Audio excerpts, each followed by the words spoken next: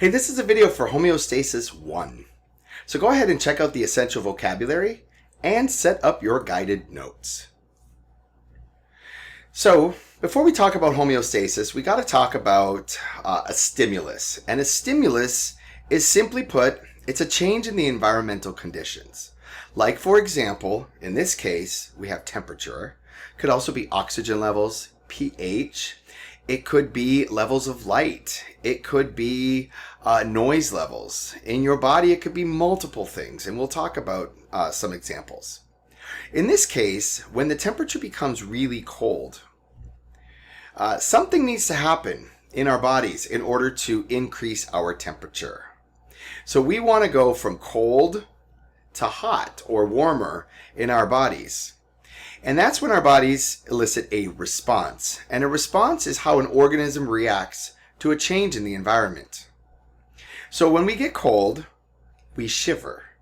And shivering is a way of generating heat in our body. So the shivering will then warm up our body. But what happens when we get too warm? When we get too warm, we need to do something to cool off our body. The stimulus would be the high temperature. And the response would be sweating. When we sweat, our body releases sweat on our skin. And when this sweat evaporates, it cools our skin, therefore cooling our bodies. So this happens over and over. When we get too warm, we sweat to cool ourselves down. When we get too cold, we shiver, which warms us up. This process going back and forth is called a feedback loop. And a feedback loop is a process in which an organism responds to a stimulus in the environment. One example in the body is how our body responds to insulin or glucose levels. So this represents glucose. When the glucose level is too high, our body releases insulin. And insulin helps our bodies to take in the glucose. Now, when our glucose levels are too low, our body releases glucagon. And what glucagon does, it's a different hormone that helps our bodies to then digest other molecules to release more glucose. So glucagon helps to release more glucose, and insulin helps to reduce the amount of glucose. This is another example of a feedback loop, and this shows up oftentimes on the regents. Now, we have a process called dynamic equilibrium. So I'm going to describe it using temperature.